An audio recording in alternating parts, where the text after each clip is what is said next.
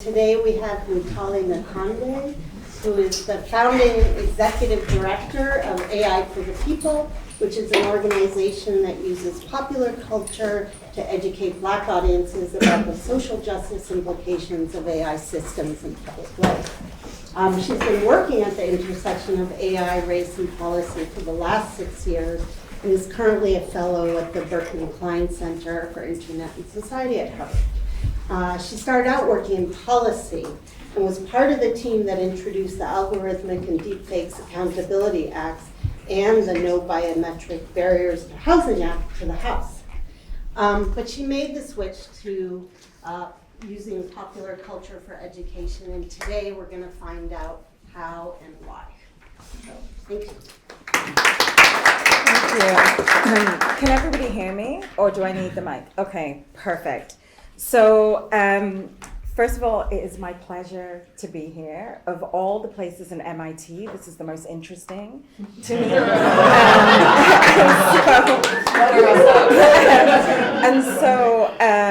I was going to come and try and be a super friend anyway, and so to be invited to your speaker series is really, really special and important. Unfortunately, I never look at my schedule till the night before, so I never quite know where I'm going or how I'm going to get there. And when I saw 90 minutes, I was like, oh, group activities, speak amongst yourselves, because I don't know if I have that much material. So I'm hoping that I can take you through a really, really short slide deck, and then we're going to watch a video and talk about some of my work. But this will also be a conversation for us all that we can engage in.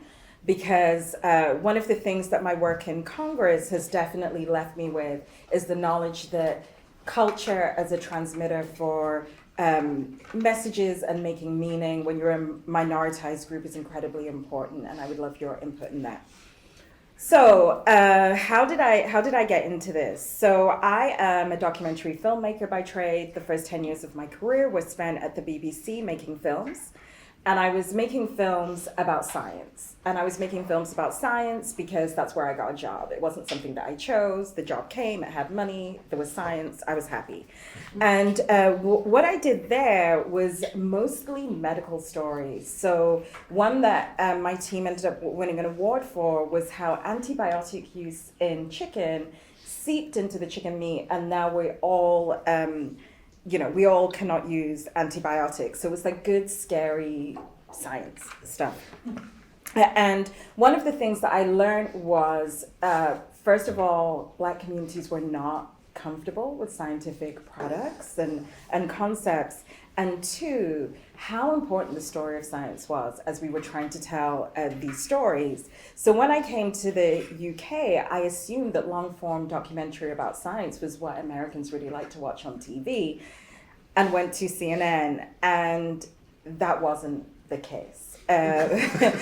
Unfortunately, I found myself creating a lot of teasers, writing really short scripts, not giving much meaning or story or context to the work that I was doing, and kind of worked my way to ABC, Good Morning America, where for some reason I thought it was better, and quit the day that I did the Coat Drive segment, where my job was literally to run into the streets of New York, find diverse children. So that meant running up to people of color and asking if I could borrow their children to model the coats. And I was just like, this isn't storytelling. So fell into the Obama campaign. They found out I was a communicator. I was volunteering at first. They put me on a team of a small social media network at the time called Twitter, which I didn't know anything about and I didn't understand. And they were like, well, you're young, you're Black, you know about this, you can head this team. And I heard head, and then they said Twitter. I had no idea. And I was like, yeah, I can do that. I totally know what I'm doing. And didn't know what I was doing, but it was easy to work out, and didn't think he would win, so didn't think I'd ever be found out. Like, I just sent a few tweets, this guy's not going to win, whatever. And he did.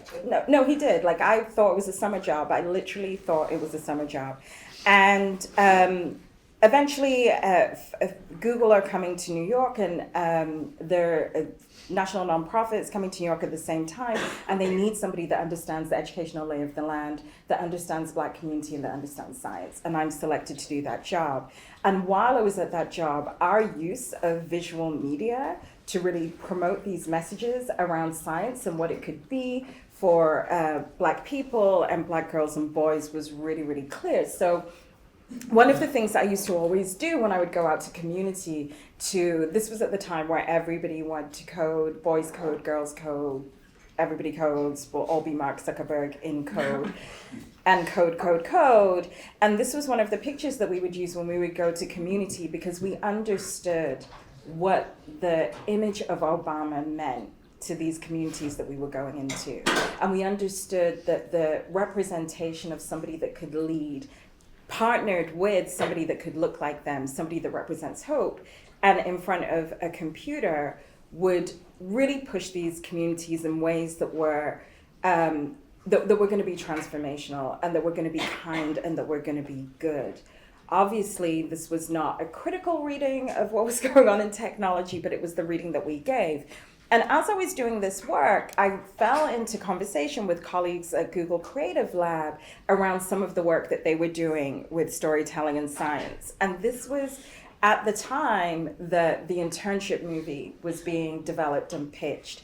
And some of my friends at Google Creative were working on the storyboarding. And what I found so fascinating about that clearly wasn't the movie. Has anyone seen it? So it wasn't the movie. I think we can all agree that that was not the most fascinating thing.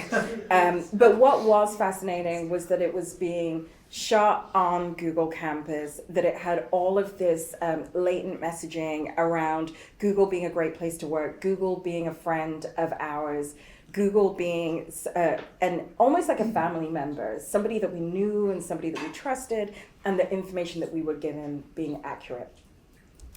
And as we can see from the movie, I mean, they told me they tried to keep it a secret that Google were involved in this, but I was like, wait, isn't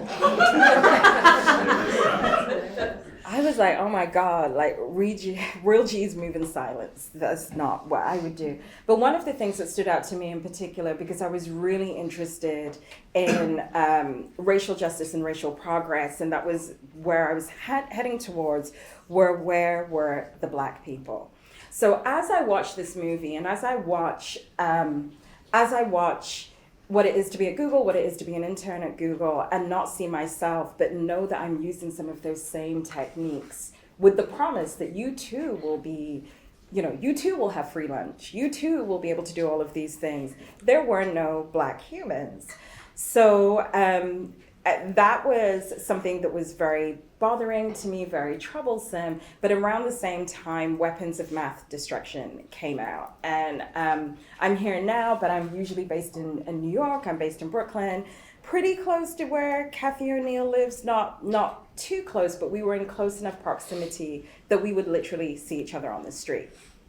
So as I read the book and I read some of the algorithmic exposures that she described, one of the things that I was still very, very curious about were, where were these Black humans, and why was missing them not a part of this wider tech narrative? So last year I was a fellow at Data and Society, which is a research institute in New York City, and some of the work that I did there was finally answering this question. So Jessie Daniels, who is probably, I would say, the person that really brought critical whiteness studies to technology, specifically in her first book, Cyber Racism, and she is at Berkman Klein also this year. I actually left a seminar that she was running to come over to this seminar. I recommend her.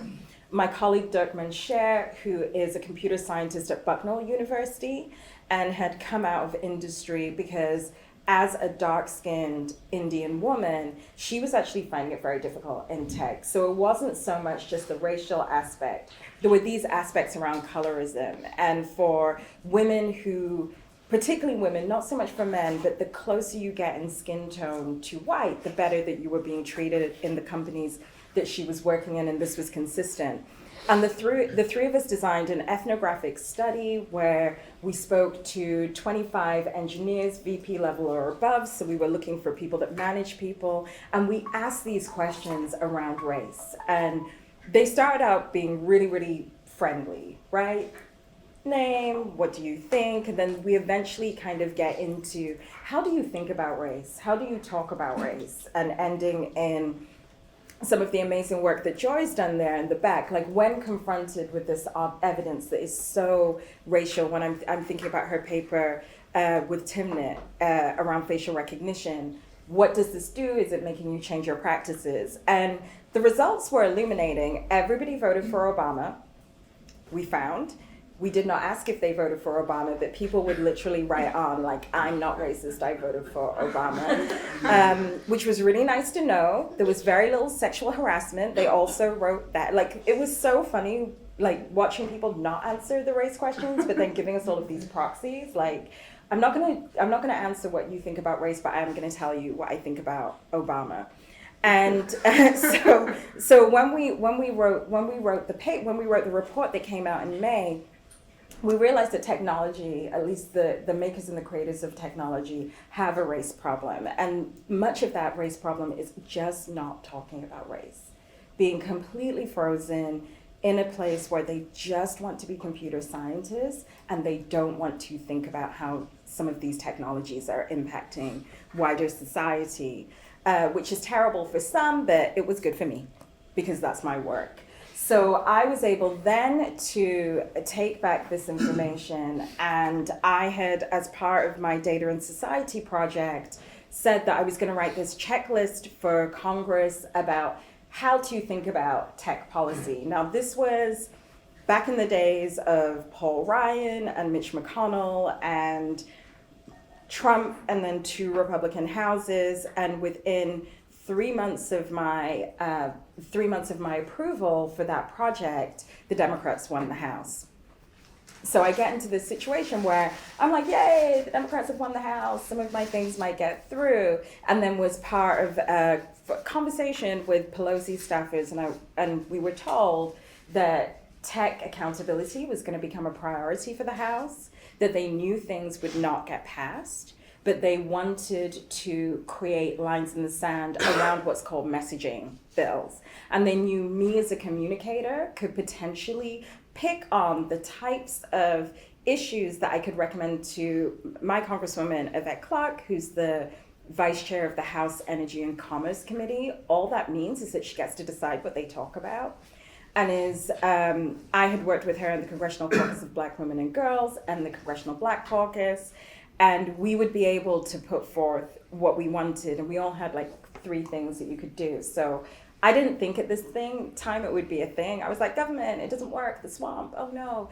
And literally wrote, algorithms need to be open and they need to be fair. We need to see what's going into their inputs. Audiovisual manipulation is a threat to our democracy because if we cannot believe what we see or hear, we do not have a government, we do not have power. And wrote this really long missive that I realized that they didn't read about being in middle school and watching Rodney King being beaten up and how that took me to film. And the injustice of that decision because of the way story was used and racial tropes were used to position Rodney King as this violent aggressor, even though we all saw 5 men beating him up. It was a beautiful story. I still have it on Google Docs. I can email you. Apparently they didn't read it, but this is being recorded, so there you go. And Biometric Barriers to Housing Bill, which was really a direct derivative of Joy and Timnit's incredible work. And this came from a later story. We had been looking at the paper. We wanted to think about ways that it could be enacted on a federal level. There will be no such thing as a facial recognition ban on the federal level because you have to be industry specific.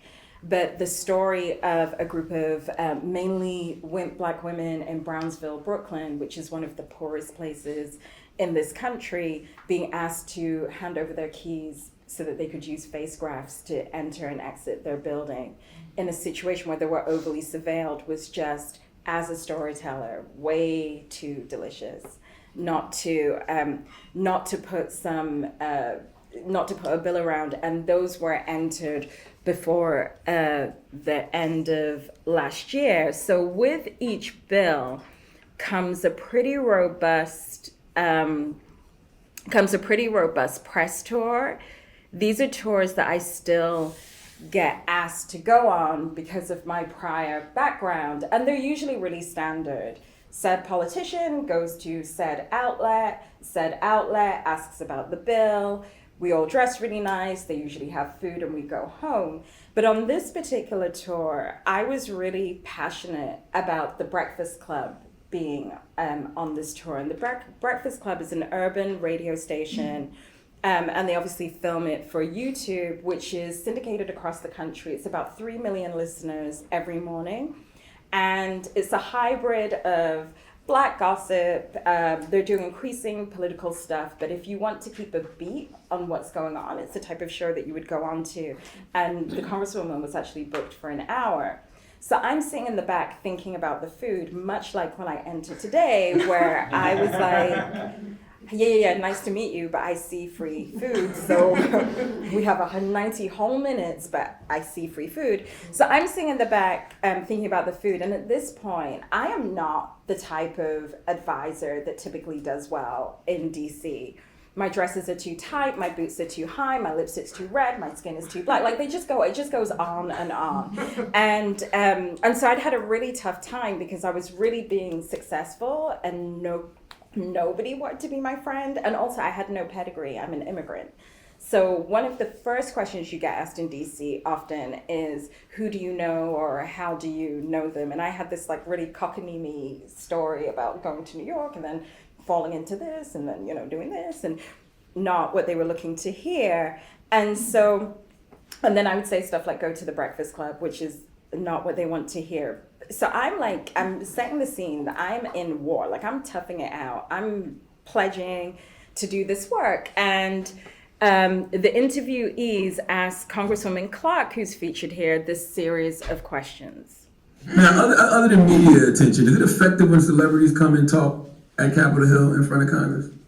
Couldn't see that like the past few weeks. I think it is simply because the popular culture embraces celebrity a lot, right? Mm-hmm. And to the extent that those celebrities are speaking to real people's issues, like I thought Jon Stewart was wow, right? Yeah. I mean, because the reality is somebody needed to be shamed around it. Right. Yeah. And it depends on who the celebrity is. It does. Sure, it does. Yeah. It absolutely. Like Kanye, hello, in the White House, I don't know. That did wasn't effective. I was there with T.I. for Opportunities on Legislation. That was nice. And I was there with, I'm glad y'all came. Thank you. And I was there with Sister Taraji for, mental health and social emotional learning. She was awesome. And it gets a lot of attention. I just wonder how effective is it to actually get legislation? Well, it's important for us to get their testimony on the record because we're gonna move with the legislation. But what it also does is it builds public awareness so that when we put those bills out there and the Republicans keep acting a fool, the public's gonna say, what are you doing? Mm. They'll always be reminded of those individuals who, came out of their comfort zones. I'm sure Taraji didn't want to get up, but she understood the imperative, right? Absolutely. So, yeah. Gotcha. Can I ask you something? Before? So, as you can imagine, I am innocently waiting for free food in the back, doing what I'm supposed to do, and I find out that my work, my tears, my work, my tears, and really, speaking to people I don't want to speak to, being uncomfortable in spaces where I'm being pushed out, either inadvertently or not. The person I work for listens to popular culture. And so that was a very tense drive home for all of us, because as we got into the car and as we had the discussion, one of the things that we talked about was how culture really sets the tone for how we're thinking about these issues. That we could write every report that could ever be written. We could write every grant. We could do all the things that are done in the academy, every academic paper, and it's not going to have impact, because what happens with culture and what happens with stories, and she's speaking specifically about celebrity culture, but when we somehow are able to situate ourselves in those issues, then we can move to where my interests are, which are twofold. I'm really interested in this idea of just technological futures and what a future where technology serves us all could look like and how we get there. But I'm also interested in power and political power that turns into economic power, being the shared being the shared inheritance of us all. And instead of pledging the rest of my life to the research that I love and that I'm going to continue doing because it feeds some of the products that I'll discuss a little later, but to thinking about ways that I can touch people who are never going to really, who don't have the time to listen to the Breakfast Club because they work shift jobs, or who are not listening to the news because they think it's fake. Who are these people that we can try and influence? So I started to get into some of the literature around popular culture and the role that it plays in society. And I discovered this guy, Ray Brown. He's since passed. He's at Bowling Green University, and he founded the field of popular culture as an academic discipline that came out of communications that was a derivative of sociology. And the quote is, "Popular culture is the voice of democracy. Democracy speaking, acting, and the seedbed in which it grows." He goes on to write into this paper some of the stuff that I've just said, that if we can start to use culture to move messages, then we have the potential to create shared understanding. And that was effectively not necessarily the end of my congressional career, because I will always be, I'm in deep community with those folks. And actually this past weekend just held a conference where I invited some folks who are looking at disinformation. If we'd been friends, I would have invited you all too, but I couldn't work out Harvard and rooms and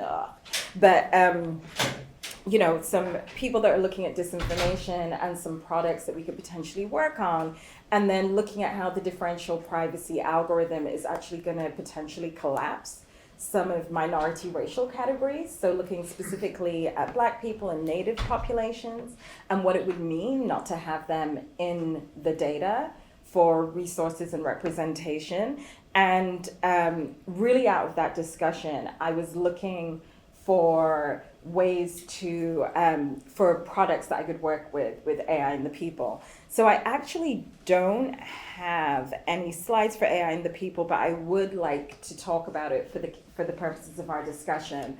So AI of the people really came out of this report. People were really interested in what we would do next. And everybody was like, oh my God, Mutale, you should really do diversity and inclusion work, and you can go to tech companies, and you can, and I was like, no. Because I don't want to work with people who are not ready for that discussion. And if any white tears show up or fragility shows up, I don't know what I'm gonna do. It's gonna be so, like, I can't do that work. But one of the things that I can do is potentially think about how to go back to my communications background and go back to my film background and create content and still continue with research and do thought leadership. And then I was like, oh, and I could think about workforce development and think about really truly fixing some of these problems with diversity in tech by looking for users that use things. So AI for the People is built on the premise that if we increase racial literacy within technology, and that has three components. It has the cognitive piece. What is race structurally? What does it mean? How does it show up? What is it interpersonally? What does it feel to be one of the Oni in a space? What does it feel to be one of the Oni when you are part of a people who have been described as super predators, 3/5 of a person? I'm an immigrant, so I don't feel welcome in this country. And then how can I fulfill my position from that positionality? And I have the overlay of being a woman. I have class privilege and I have language privilege that I think many people like me don't have. But I have enough to feel that discomfort. And then once you have the cognitive piece, the emotional piece, are you comfortable with people that are not like you? These were some of the questions that we were putting into the questionnaire. Are you comfortable if somebody interviews that does not look like you, if a Middle Eastern person interviews, not a Han Chinese person, but a Middle Eastern person interviews, what does that do? Do you feel that they could be a part of your team?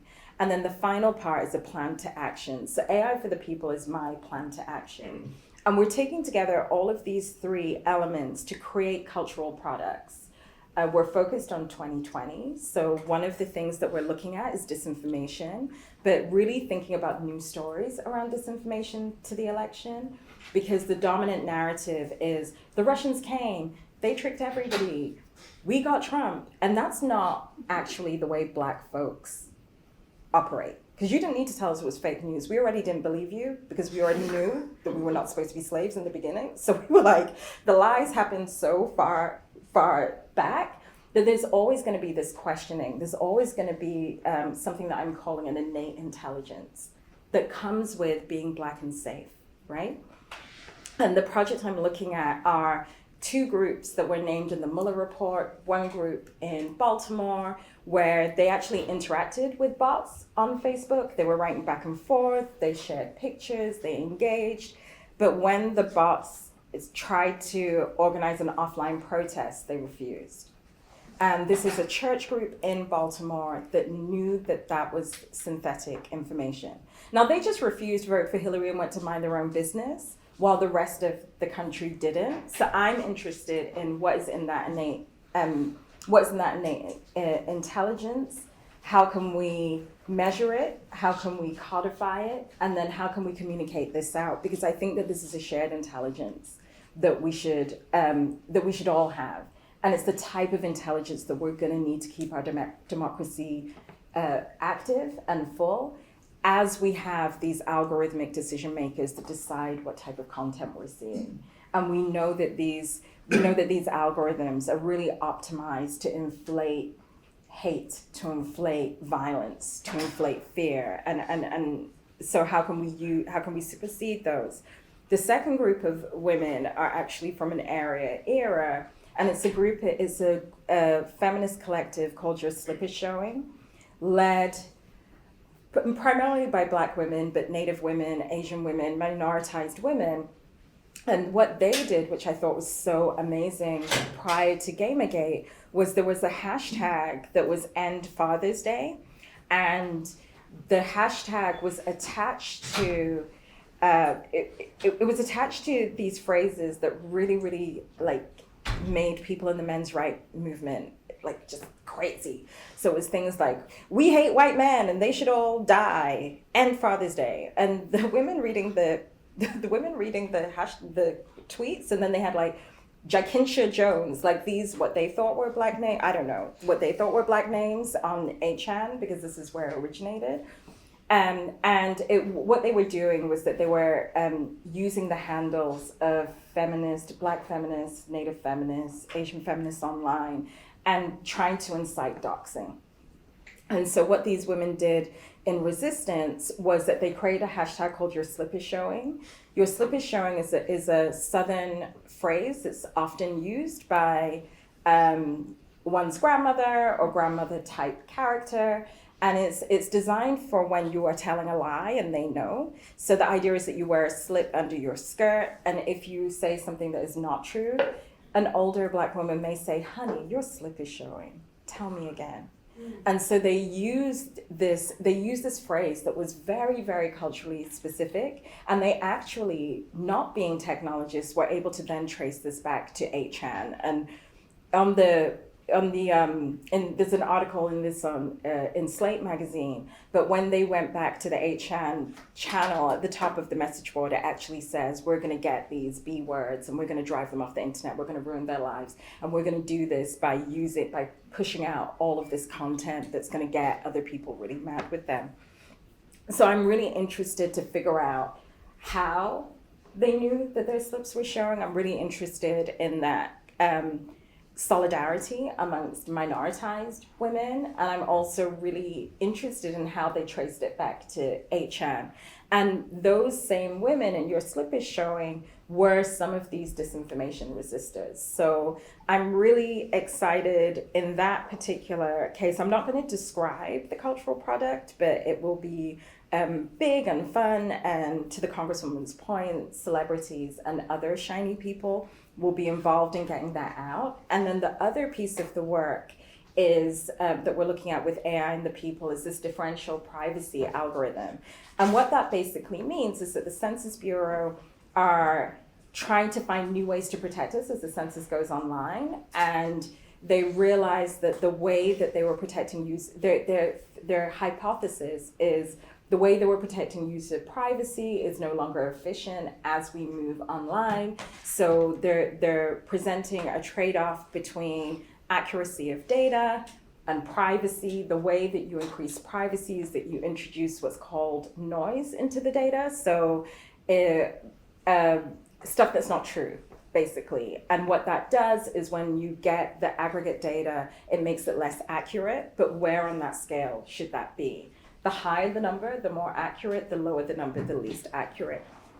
And the reason that that really worries me is that that same population data is used to decide health allocations for states. It's used to decide voting district allocations. It's used for population scientists when they're looking at civil rights abuses around democracy.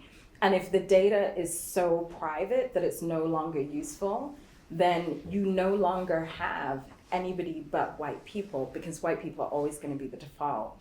And my instincts as an immigrant is in this moment where immigrants are so not welcome in this country.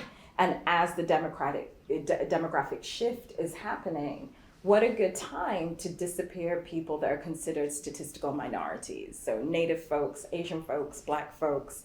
I don't want us to disappear. And what I am going to be doing with that is a tour with a bunch of hip hop artists. I don't even, like, when I'm telling you this, it sounded like such a good idea when I wrote the grant, but this might be the worst idea ever.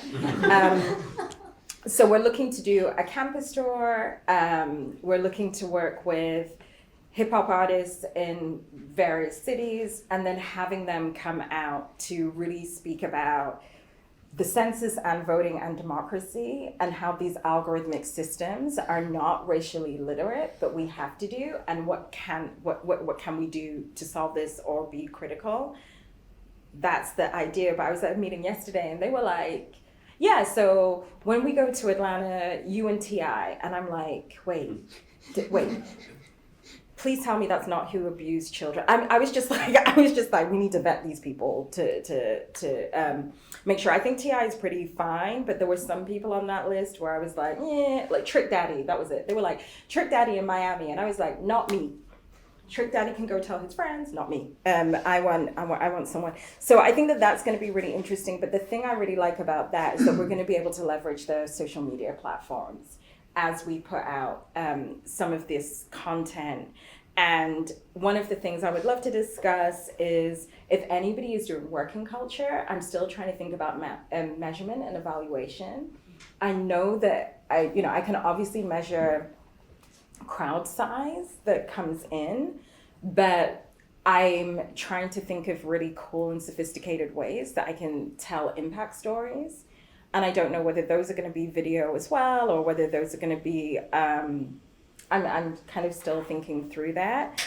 But those are the two products that we're looking at. And I've gone back to the Congressional Black Caucus around this idea, and they were really excited because there is, at least in Black communities, which is really the home of my work, this idea that we can't understand technology, that it's just too complicated, that this is going to happen anyway, that there's nothing that we can do. But certainly with things like the Census Bureau use of differential privacy, they still haven't decided on the epsilon that they're going to use, for example. So coming out of the meeting that we had this weekend, myself and some other Black super geeks have been asked to really play with some of the products and figure out how we can influence that decision, which is a very direct example of how you can have impact. But with the misinformation that was used for the purposes of voter suppression, I think that there's a lot of value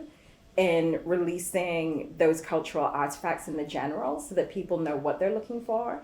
So I'm also working with computer scientists to figure out what the new threats are and then releasing those at strategic times. But I have spoken for 35 minutes. We have a long time ahead, and I would welcome any questions, comments, conversation, any type of other types of theoretical frames I should be looking for. The films that I'm doing are not, like, I'm used to doing hour-long docs. These are 3 and 4 minute mini bites, and then they're going to be amplified by people that have 10 million followers or more for the social media, and we may get mass distribution, but I'm not waiting for that. So, and even people that have used those types of models, I would really love to be in conversation with. So thank you for the free food, and I look forward to being in conversation.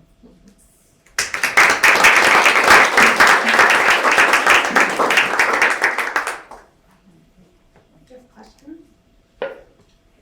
Yes. So I have a question. I'm gonna channel my class. We've been looking a lot at some of the issues you've talked about. So, for example, the way you've talked about the cultural package that helps this get through to communities that might not otherwise get the message. There's a fellow in New York, Stephen Duncombe, teaches journalism at NYU, and he has a wonderful book written in the Bush era called Dream. He says the failure of progressives is a failure to sort of invent an imaginary, a dream. The right is really good at fantasy, and we need to be good at fantasy in order to mobilize people in a good direction. And we had a good debate about that. We've been talking as well about Henry Jenkins' work and the civic imagination, where you can shackle, for example, Superman to good purposes. Here's a guy who's an illegal alien and embodies, true American values. And the pushback that's come from the class, a couple of folks in the class, is, all true, works, it's nice, but these are instruments, these are tools, and tools can be used for all kinds of purposes, like good purposes, but also bad purposes. And everything we do with a positive agenda in mind, the same techniques can actually be used against us. And so for folks like me that harken back to the Enlightenment paradigm, and it's like, we have to know, we have to learn, we have to reason, as opposed to we have to move, we have to affect. That's kind of leads me to a dilemma. Like, wow, these are could be useful tools, but they could be used to bite us. So how do you think that through?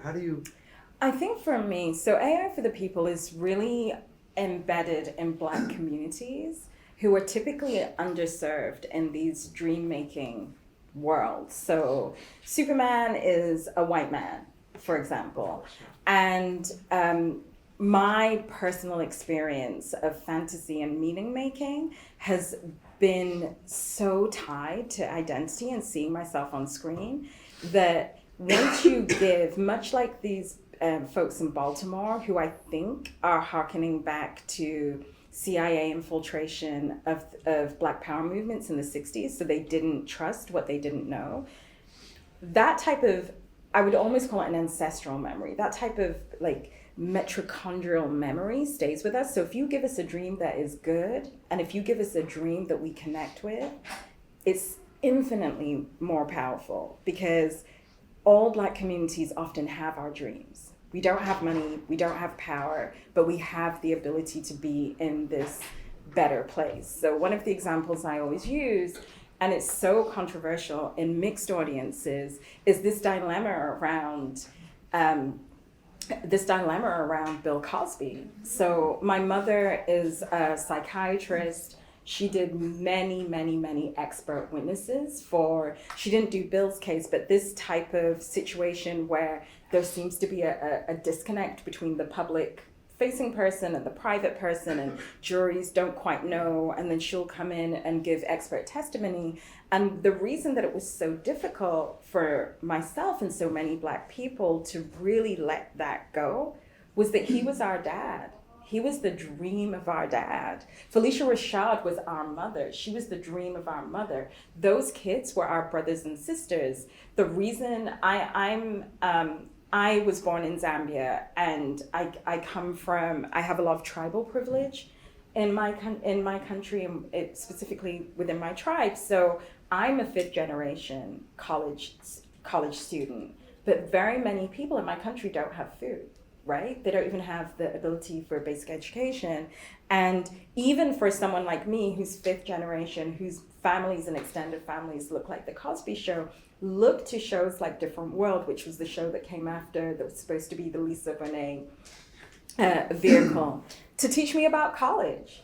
And what it did was that it taught me about HBCUs. So when I, in England, went to a college, I was like, why are there so many white people here? Like the Cosby, like different, everybody was going to be Black, and they were going to be, and I realized that dream, that kind of aspiration, the same thing with the Obamas. Those of us that are grounded in critical race theory know that Obama's ideas about race were so harmful to us in so many ways, and brought us to this moment, because the colorblind, I don't know about this thing. It's always ringing. I never know. This idea of colorblindness, what it actually does is that it stops people doing the hard work of racial progress, because we're like, oh, we're colorblind, nobody matters. And there's a sociologist at Duke whose book, Colorblind Racism, speaks about how harmful much of that, there is no blue America, there is no red America, there's only the United States of America. Well, until we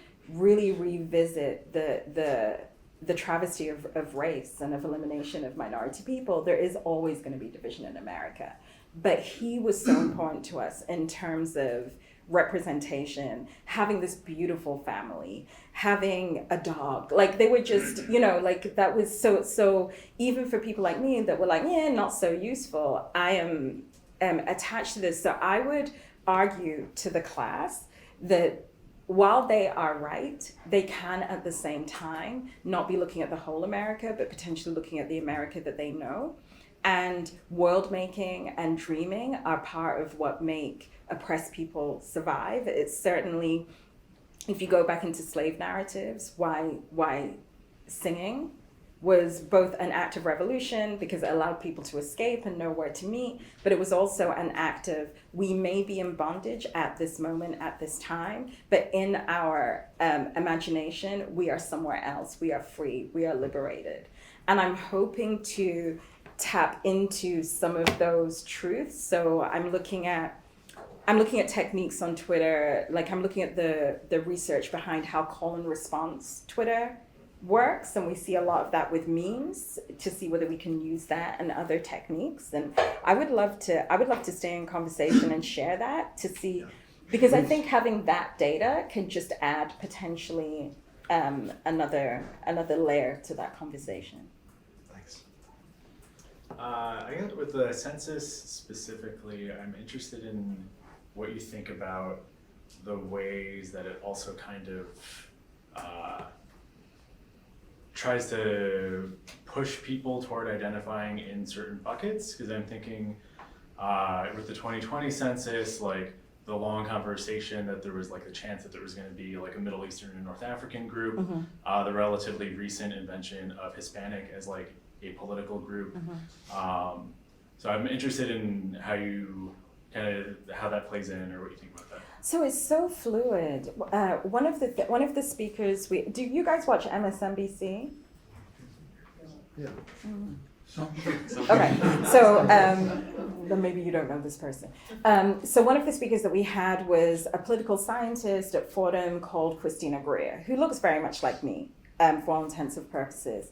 But when she spoke about how in 1850 her grandfather was white in the US Census. In 1860, he was mulatto. In 1870, he was Black. In 1880, he was white.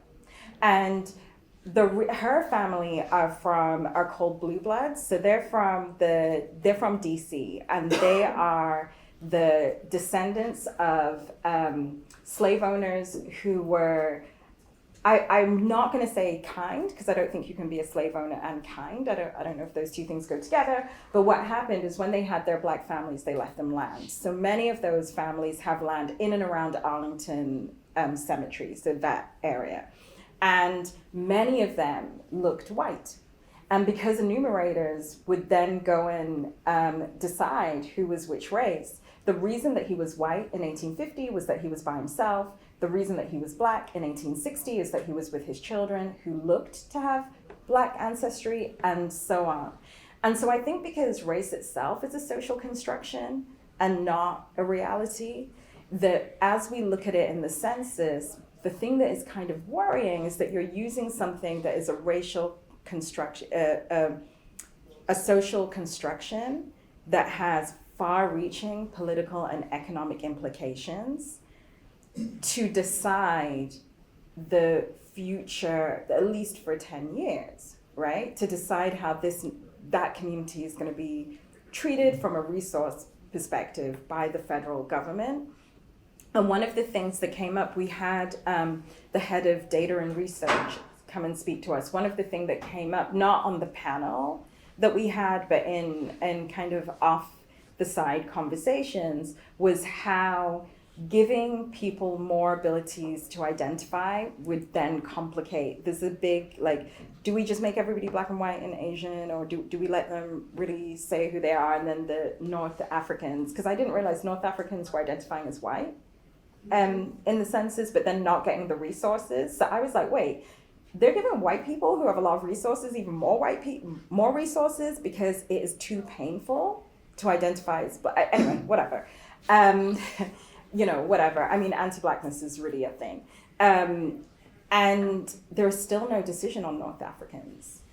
So I don't know how to answer that well, but I do know that it would be great to be more accurate, but being more accurate means creating more statistical minorities. Creating more statistical minorities in a differential privacy world is great for people like me who want a high epsilon so that we can have as much accuracy as is responsible, but then people can really self-determine and get resources behind them, and then hope that they're progressive and liberal and they're not like Cubans in, Florida, and vote for Trump. Hope that part. I have such a quick question. I was an enumerator in 2016, and we were directed not to racialize anyone door to door. You couldn't racialize anyone. If somebody said that they were going to self-select something, then you did it. But you as the enumerator were not allowed to racialize. Is that going to be different in 2020? It seems like it could be different in 2020. It shouldn't be. It shouldn't be.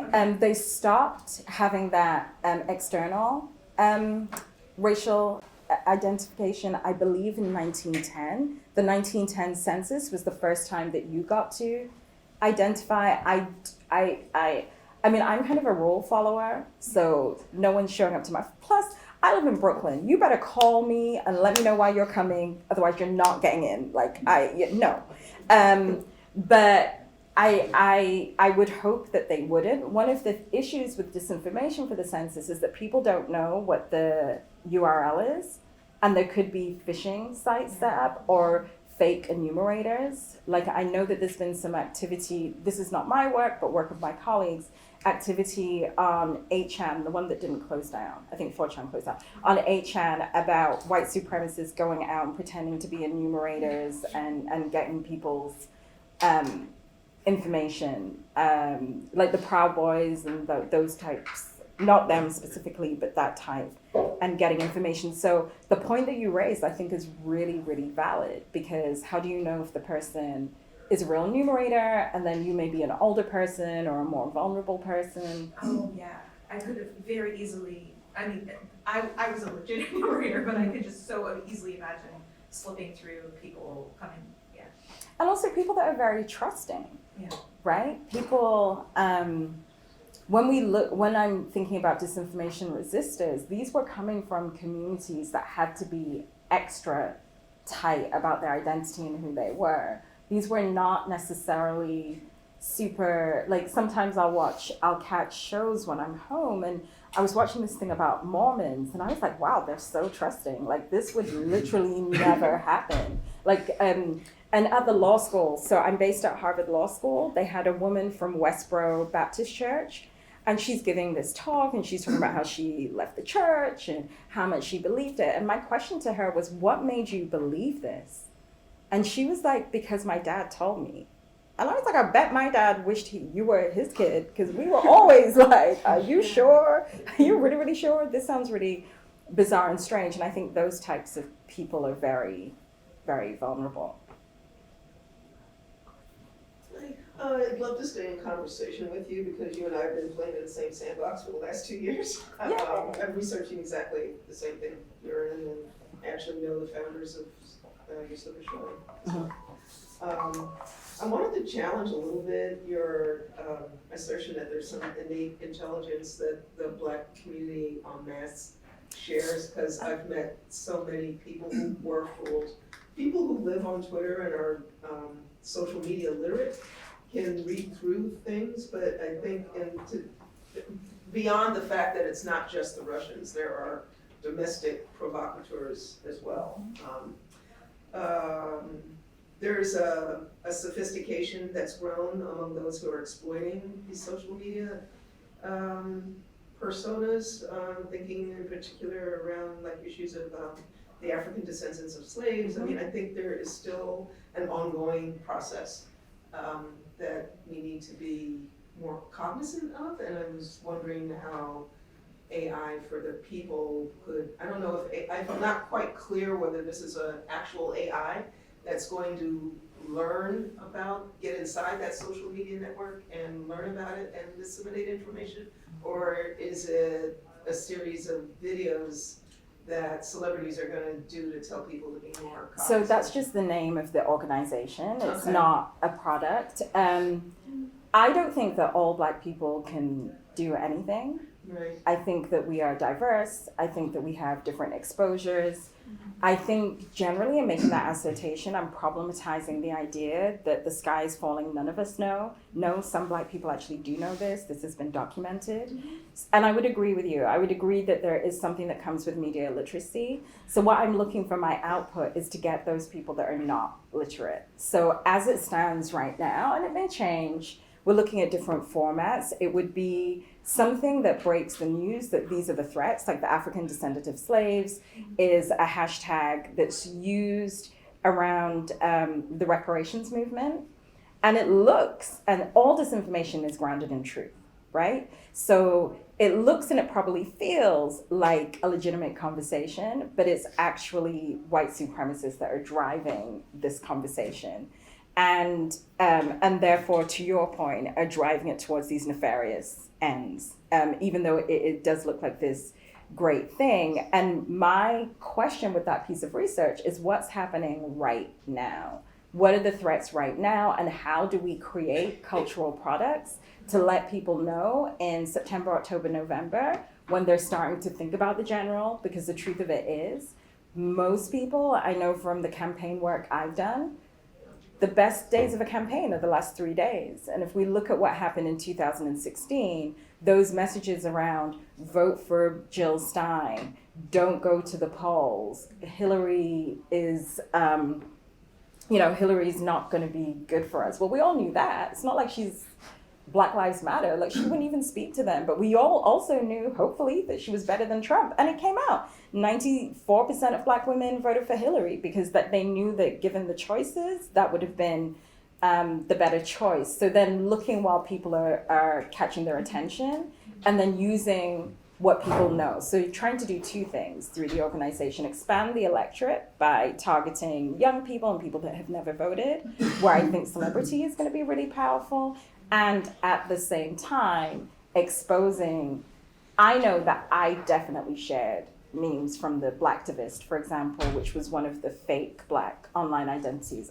Anything that said Black girls magic or Black women are amazing, I was like, yes, share. And it was a bot. I was spreading, I also was, right, of course. which is what led me to this work. Right, exactly. And me too, because if I'm supposed to be informed and if this is supposed to be my work, but I'm so easily manipulated because something made me feel good online for 5 seconds, then I really do need to look at these people that have displayed this innate intelligence, particularly the people in Baltimore, because they were corresponding with the bot and really called the bot out, and the bot ended up apologizing.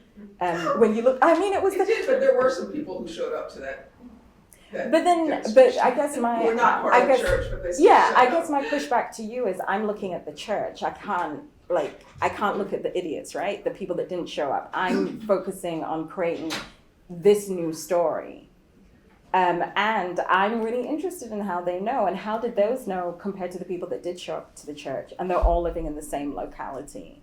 I feel that that's in the service of the public good, but it's also in the service of wider democracy. And sometimes people just need permission to not show up, right? They need permission to step out. Those memes look good to me, and I'm a quote unquote informed person, so I don't know. Thank you so much for sharing your work with us today. And in the beginning of your presentation, you talked a bit about sort of getting involved in policy and the sort of on-the-ground work in DC, major challenges there, perhaps not the most productive. And then you sort of been talking about how kind of culture is being a place where politics happens and maybe more innovative and interesting ways. And so I'm interested sort of how you see your work going forward and the role of policy, of legislation, and what needs to change, the kind of culture around legislative change, and just sort of how you see the kind of grassroots work that you're involved in connecting perhaps back to some policy shifts going forward. So I am a 501c3. So I by nature of that designation, I cannot do overtly political work, and I've got to be really careful about how much political work I do. But I think your question is a good one. So I'm going to break it down into 3 parts so that I can I think in terms of policy, we need a raft of agendas that we're going to go after. Like, are we going to break up big tech companies and create competition? And I would love to see middle class tech companies, but right, like not everything has to be $1 billion. Maybe you could have a technical class of people, just like we have a legal class and we have a medical class.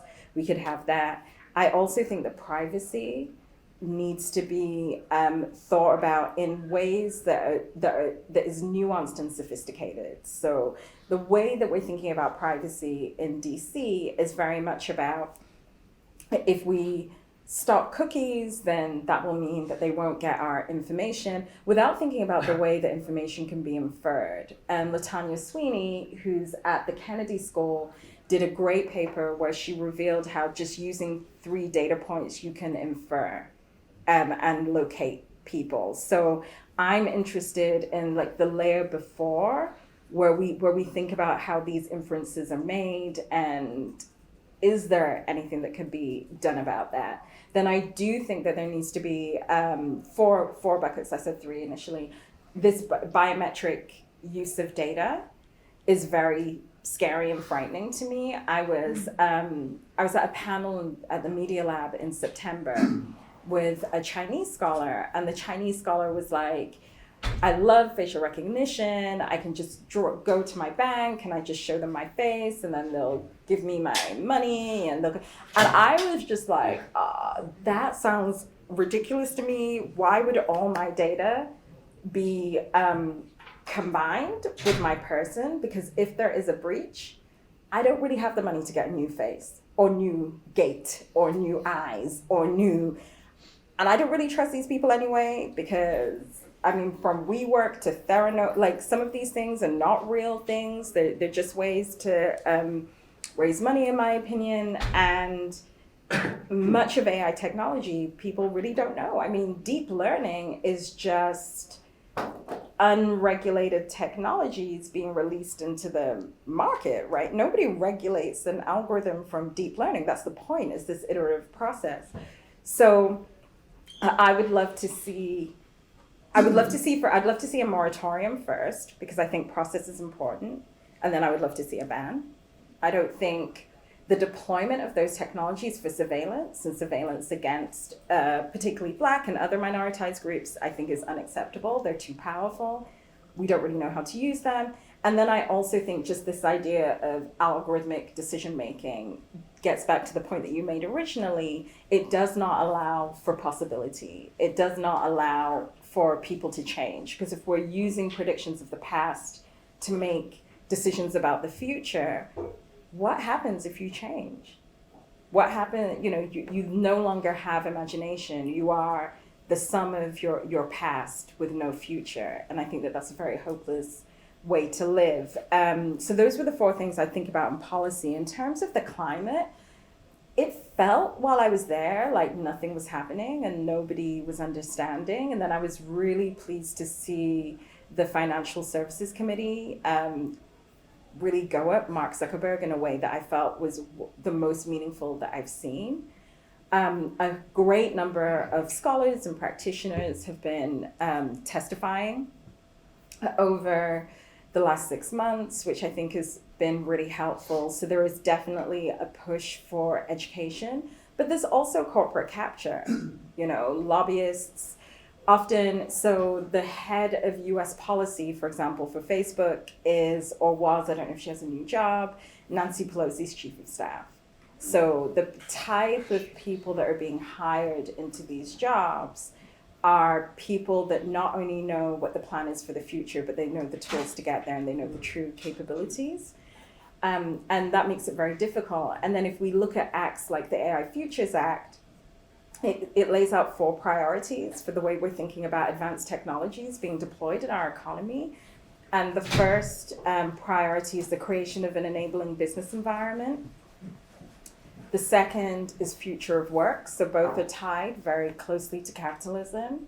The third is privacy, and the fourth is bias. So you're not getting to people till the third priority.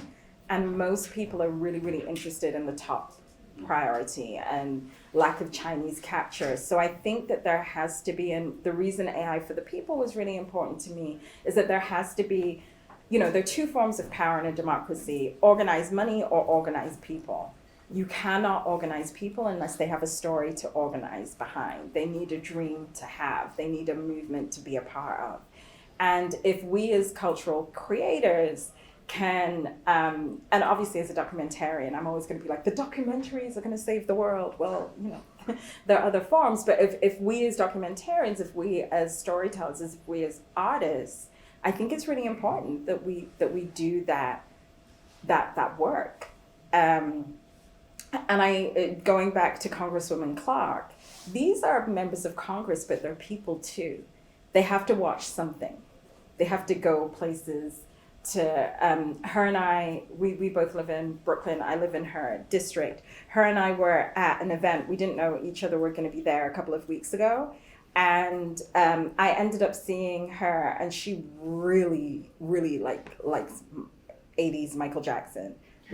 Loves 80s Michael Jackson. So I'm trying to speak to her, and she's singing Wanna Be Starring Something with all her friends, and I can't get to her because that piece of culture, that piece of she has so many good memories that she shares with so many people that she loves, that I would love to see her share some of these stories.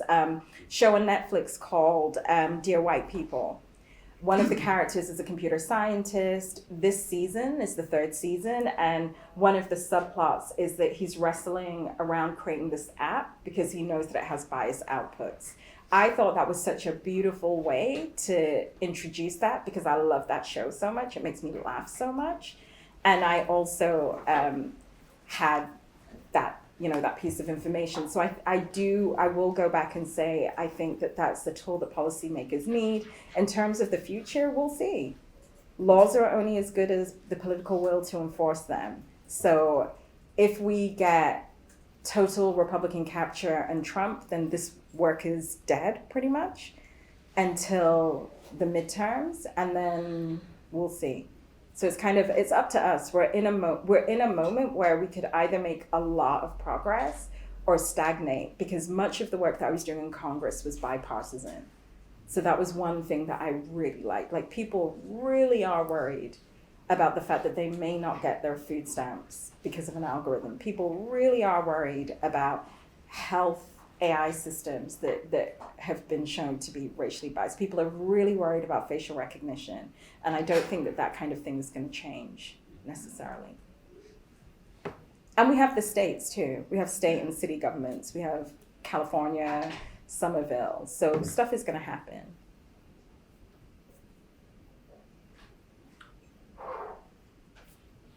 Now I'm so happy to see you I am here. so happy to see you too. Thank you for your work. I really appreciate it. Thank you for the work you're doing. It can be a love fest for a little bit, but my question was, what do you need help with? That you're based in Brooklyn, you're now here in Cambridge, you're at Berkman and Klein, you're here at the Media Lab at MIT, well, Open Docs.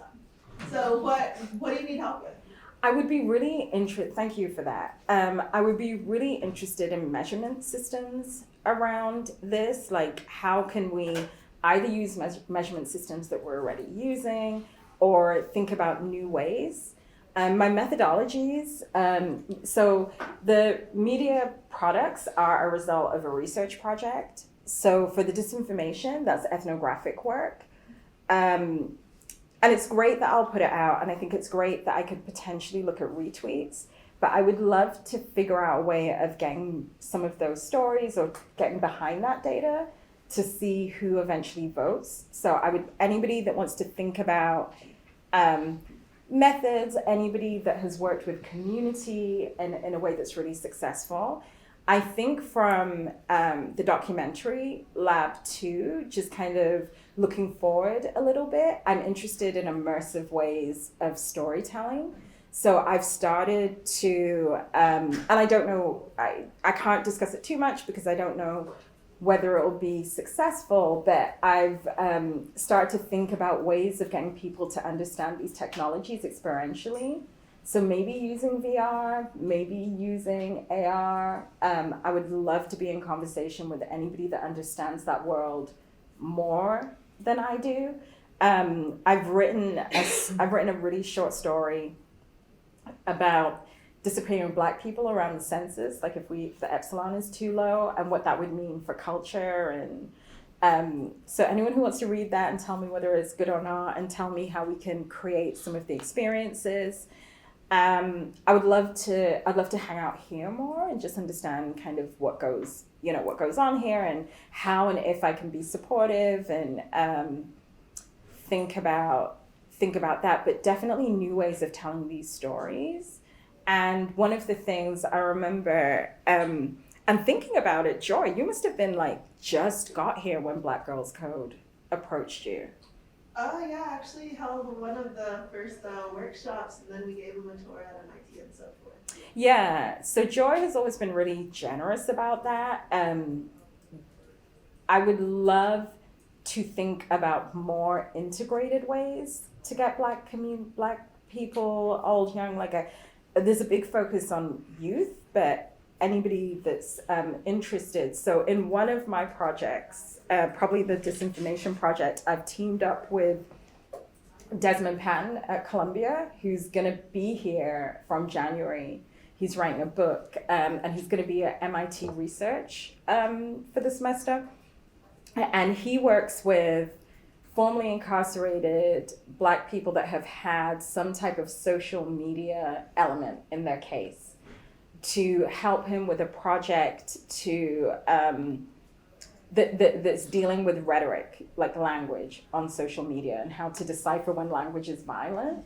But they need work experience. So on some of my projects, I'm taking in those people, particularly probably the disinformation, because we're using social media to think about ways that we can write messages that would reach potentially audiences that don't vote.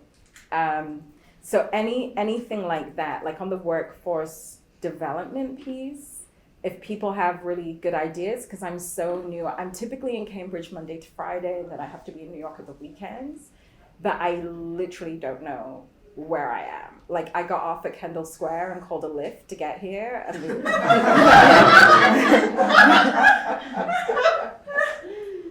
and the Lyft thing was like, not today. They were like, nope. And so then I was like, oh my God, I'm gonna have to use my brain and feet, like what's happening?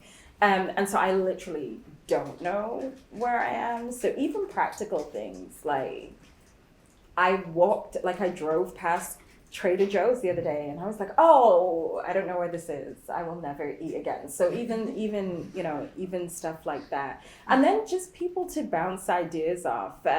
Joe, I'm sure you appreciate this. I feel like my inbox is full of every opportunity in the world, and I really have papers to write. So many people go unanswered, and then they get mad at you. Like, it's so weird when people want you to do things and you say no, and then they get mad at you. Like, I found out that I betrayed somebody the other day, and I was like, lady, I don't know you. Like, you're weird. So if anybody is going through being really in demand when they're not used to being, and being public when they're not used to being, I'm looking for community around that, because particularly as a Black woman, I feel like it's really tough. You get read very negatively very quickly, and I don't know apart from saying I don't know you, which makes me sound like a real housewife, and but literally I don't know you. So those are some of the things, those are some of the things that I would really appreciate, and thank you for that question. A suggestion. Have you heard of data for Black Lives? I have, and I came to the conference. They had it here. Yeah. I just thought I'd just stay I'd stay the whole weekend. It was amazing. The community is like, you'll find your people, other people, what they're doing in the UK, what they're doing here. It is astonishing. And you might find people to collaborate with, to assist you. I don't know if they're going to have it this year, but d4bl.org, just get on there. Yeah, I know them pretty well. We did some congressional work early. I'm looking for more touch points though than the annual conference. And there are other groups that I'm becoming members of that I'm really, I can't really speak about some of them, but I'm really excited because all my work happens in collaboration. So it will often be me, computer scientist, and then said other person or persons. But I'm interested in telling these stories, but from the perspective of the data, right? So even with the disinformation stuff, what's leading that are the threats that we're seeing online right now, and then telling that story through those threats. But thank you, I appreciate that. I have a sort of experimental offering. I teach at Berkeley, at the Berkeley College of Music. And when you said, oh, I'm gonna partner with these really big hip hop artists, my thought was like, well, aren't they like in their 30s and 40s? And like maybe they have a big social media following, but their accounts are not as dynamic as like younger artists. That's true. So that's just like a general offering. So maybe like partnering with younger artists and getting them more deep in the content of what they're messaging, and maybe like commissioning younger artists to make content that is, the content of their content is your messaging, and then getting them to start getting out into the world. So they're gonna reach the younger kids better. So I am doing grassroots too. I haven't formulated that plan. But and when I say grassroots, it's specific to the cities that we're going to. Yeah. So I'm looking for people, like if I'm in Atlanta, I'm looking for somebody that hasn't popped, but all the kids in Atlanta know. Right.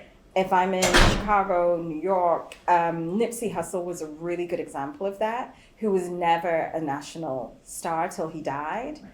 And then suddenly everybody. So, I mean, and Nip was actually, friends with Jay-Z and Beyonce. So I'm not even necessarily looking for a Nip. I'm looking for below, like people. 18-year-old. Yeah. And the way that the grant is written, I can pay people because I really want to pay people for their art, and I really want them to own their art. So one of the conversations that I'm in right now is looking at Chicago.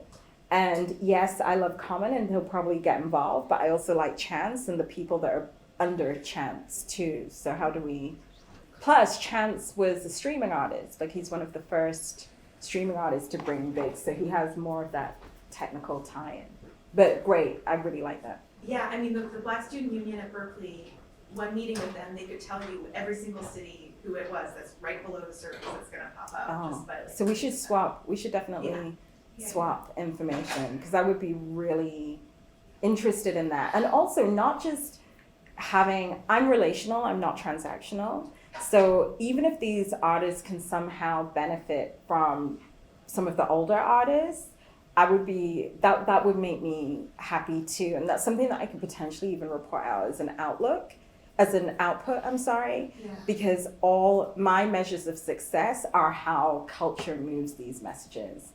And if part of being involved in this is that you create more culture around these themes, then that would be great. Because then it's not just me driving it, we're letting it spread. So some of my collaborators are in the School of Public Health, because I'm really interested in how disease spreads and seeing if I can use those same theories of how disease spreads to how messages spread too. And that's for more of like when I'm publishing and having like great ideas about how we did it, but I would love to keep in touch. So I should have a few minutes late. You might have already addressed this, but as I'm sitting here, I'm finding this discussion extremely interesting, but admittedly a lot of it's going over my head as well. Like I didn't study technology, I didn't study political science or anything like that. So I'm curious, with your many documentaries with these celebrities, what language and like what issues are they going to address that will kind of resonate with the general public? And just be a little bit like less technical jargon and political jargon. I mean, jargon is because I'm at MIT. And it's being recorded, so I want the people to know that that I know what I'm talking about. I'm working with some computer scientists that work on public opinion and sentiment and language, and looking at the best messages in politics that work are usually 3-4-word slogans. Make America Great Again, yes we can. It will be that type of language and that type of messaging that we'll use. And it will be the type of, the hip hop artists don't know this stuff either. So it will be, so I'll give you an example. Yesterday I wrote a blog that got into Harvard Business Review. And my mother shares all my stuff, but she doesn't read all my stuff. Because she's like, I don't need to prove anything to you or anybody else. Nobody cares about an algorithm. But in this particular piece, she really liked it because she could follow it. And that was because the editors know their readership and know that they just basically want to know how to make training data better. And my view, because I only communicate with general audiences, I'm not an academic, is this has to be the type of language where they can go to somebody at work by the water cooler and go, oh my God, did you know that when we go to the movies, I'm making this up, when we go to the movies, we might not get a ticket because the machine says we can't, like something like that. But I will sentiment test, and I'm interested in the general, so I'm interested in what those campaign messages will be too, to see whether I can borrow anything from them. But something like a Make America Great Again or Yes We Can type feeling is what's sticky, and that's what we're gonna go for. So we're coming, it's 1:20, so maybe 2 or 3 questions. Then I actually have something I have to be at 2 o'clock, and I now know I'm not gonna call a lift. I'll just get the truck and use my legs. No, but I really was like, oh God, I'm here. And it wouldn't let me. It was like, no, you're right here. Is there anything that you're really, really hopeful about right now? I'm really hopeful. I'm really hopeful that we're at the bottom, that we've hit rock bottom. The Amazon's burnt, may not have a world anymore. And I'm hoping that those things will make people wake up and make people course correct.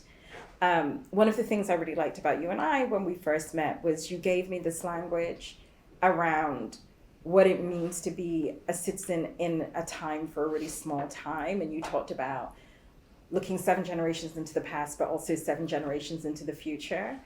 And I'm hopeful that that won't be just something that Native American folks think about, but that's something that we all think about. And so we become better stewards of our natural resources, of our emotional resources, of our technological resources and that we figure out ways that we can all work together in a way that's collaborative and iterative.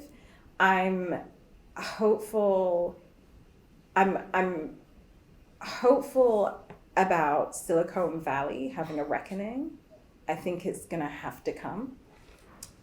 Somehow, not because I like or dislike Silicon Valley, it's a place like any other. The technologies themselves, even though their outputs are neutral, are not neutral. The technologies themselves are businesses, they're ways to make money, and I'm hopeful that the idea that making money isn't gonna come at the expense of the humanity and the dignity of others. And having survived one Trump presidency, I think we're resilient. And if the worst comes to the worst, we will survive. And if the worst comes to the worst, we will resist. And I've really enjoyed seeing resistance. I've really enjoyed seeing movements and leadership rising up since then in a way that we didn't. And then even invitations like this, like I wanted to come, but then I told you like my Lyft story, so I'm not that like trying to travel outside of where I know. And it popped up in my inbox. So that it feels like the people that I should be in community with are finding me and I'm finding them. And I really like that because certainly being at Harvard is such a privilege, but it's also so weird, you know, in so many ways that are marvelous, but sometimes very scary and worrying. So finding my people, the lady at the back who was talking about Data for Black Lives, this idea of tribes, I really like that. Okay, I have time for one more, and then I gotta go. How do we reach you? Sorry? How can we reach you? Oh, sorry, there was someone. I'm sorry, Yeah. you were putting you in.